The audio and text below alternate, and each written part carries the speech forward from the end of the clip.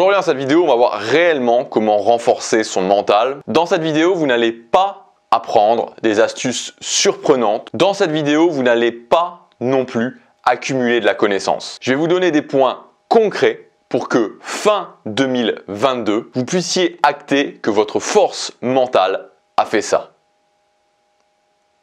Alors on est parti.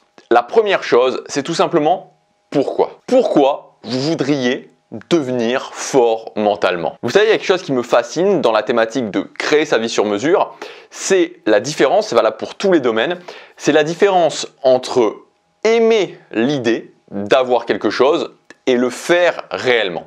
Par exemple, aimer l'idée d'avoir un business en ligne qui me rapporte 3000 € par mois et que j'ai pas de patron et que je peux m'organiser comme je veux et que j'ai la liberté géographique. J'aime cette idée-là.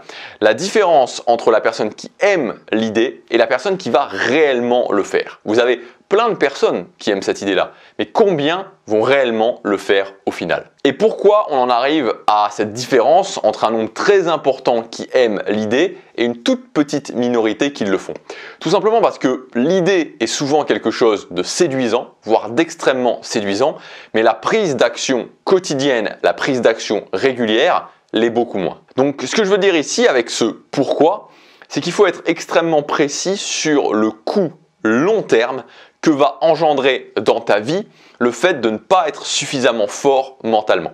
J'ai donné un exemple très précis qui était dans ma vie il y a quelques années en arrière et qui a engendré un coût très fort, c'est que je suis quelqu'un qui avait très peur de voyager. Si tu me suis régulièrement, j'en parle quand même de temps en temps. C'est pas un sujet que je développe énormément sur cette chaîne, tout simplement parce que voilà, je sais pas si c'est un sujet où il y a beaucoup de personnes qui se retrouvent là-dedans, et c'est pas un sujet, contrairement aux autres dont je parle sur cette chaîne, que je suis certain d'avoir, on va dire, masterisé à 100%. J'aime vraiment parler des choses où je me dis, ok, je suis revenu de ces choses-là. Tu vois, quand je te parle de dynamique sociale, quand je te parle de business en ligne, alors pas que je sois le plus fort de la planète, mais j'ai l'impression d'avoir vraiment compris des choses, d'être vraiment revenu de ces choses-là. Et donc moi, la problématique que j'avais très précise, pour revenir sur le mental, c'est que j'avais peur de voyager, mais je voulais m'améliorer par rapport à ça, et donc je réservais des billets pour partir, et je ne partais pas.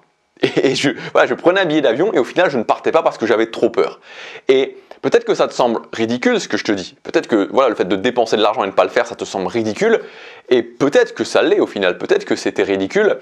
Mais ce que je veux dire, c'est qu'on a tous dans notre vie des choses qui sont un petit peu inavouables dans le sens où elles peuvent paraître ridicules aux autres personnes, qu'on ne fait pas parce que justement on n'est pas suffisamment fort mentalement. Et donc c'est important de se rappeler de ces choses-là et de se dire que si j'étais plus fort mentalement, et c'est ce qui a commencé à se passer quand je suis devenu plus fort mentalement, je suis capable de sortir ce problème de ma vie et de le faire. J'ai été capable de voyager, de commencer à décider de voyager, d'avoir peur, mais de le faire quand même. C'est ça la puissance de la force mentale. Donc la première chose, c'est de te demander dans ta vie, c'est quoi le coût sur le moyen et sur le long terme de ne pas développer ta force mentale? Qu'est-ce que ça va engendrer dans ta vie? C'est quoi les problématiques qui vont se poser et que tu ne vas pas pouvoir résoudre, peut-être déjà dans ta vie actuelle? L'idée de faire ça, c'est pas de se juger, l'idée de faire ça, c'est pas de se dire je ne suis pas capable actuellement d'y arriver. L'idée, c'est surtout de comprendre que développer sa force mentale demande de la rigueur, n'est pas forcément quelque chose d'extrêmement séduisant.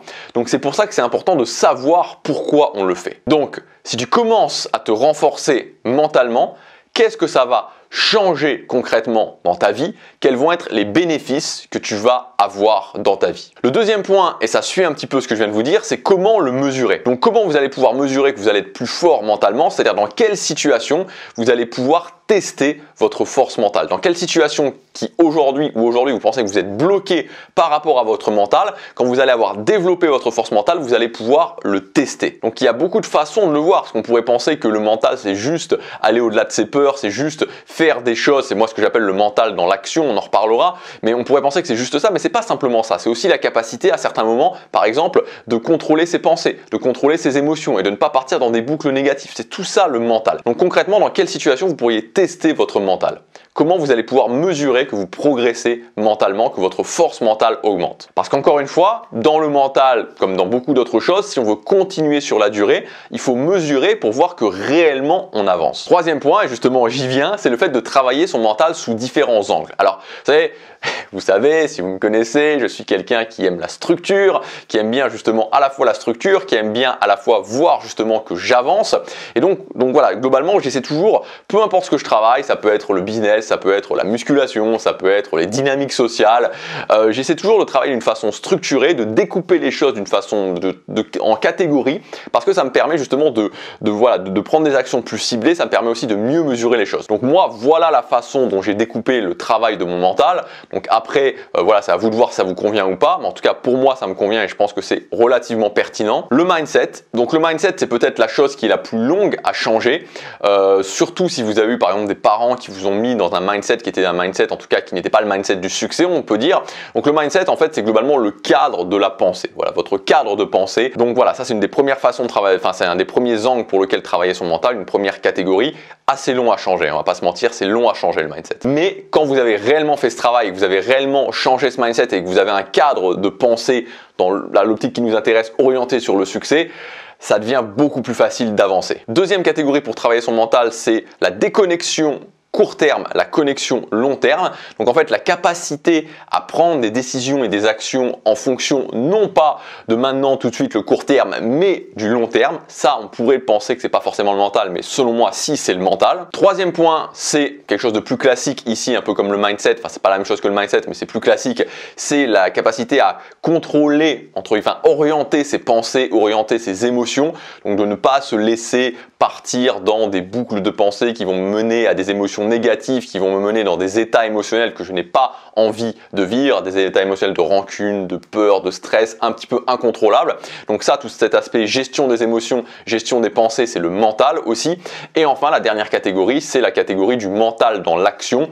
Donc là aussi, c'est quelque chose entre guillemets d'un petit peu plus classique, c'est comme on peut s'imaginer le mental, c'est-à-dire le mental qui me permet d'aller au-delà de blocages qui m'empêcheraient de prendre action si je n'avais pas travaillé cette force mentale. Donc ça c'était le troisième point, les différentes catégories du mental.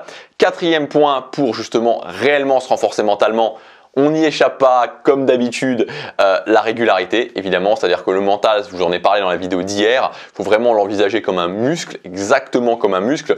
Vous ne pouvez pas vous renforcer mentalement si vous ne travaillez pas régulièrement votre mental. Ce n'est pas le fait de regarder 2 ou 3 vidéos par mois avec des bons éléments de mindset dans une vidéo qui va faire que réellement, vous allez le mettre en place dans votre vie et surtout que vous allez changer les schémas mentaux. Parce que ce qui est important de voir au niveau du mental, et je pense que c'est une analogie qui est pertinente. C'est assez marrant parce que hier, en fait, justement, juste hier, je regardais c'est pas vraiment une conférence, c'est une sorte de conférence, un cours plutôt d'Étienne Klein, qui est un physicien, un physicien, à la fois physicien et philosophe des sciences. C'était assez intéressant sur le boson de Higgs.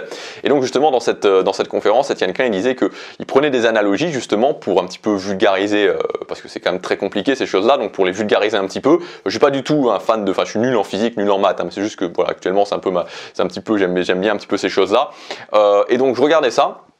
Et donc il disait, donc là où je veux en venir, c'est qu'il disait, je vais vous donner une analogie, mais qui est intéressante parce qu'elle permet justement de mieux comprendre les choses, mais qui n'est pas tout à fait exacte comme toutes les analogies, donc une analogie qu'on pourrait critiquer. Donc voilà, je fais juste une petite référence à ça. Donc je vais vous donner une analogie justement sur le mental, qui donc, selon Étienne Klein, n'est pas tout à fait exact, qu'on pourrait critiquer, mais qui me semble assez pertinente pour comprendre le mental. C'est qu'en fait, au niveau du cerveau, le mental, on peut l'imaginer comme des chemins en fait, comme des sortes de chemins qui vont nous amener à certaines pensées, à certaines réactions.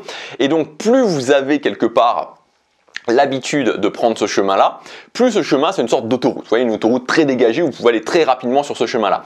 Et quand vous mettez en place un nouveau élément de mental, donc dans les différentes catégories qu'on a vues, vous mettez en place un nouveau chemin, vous créez un nouveau chemin, il faut l'imaginer ce chemin comme un chemin tortueux avec peut-être des pierres dessus.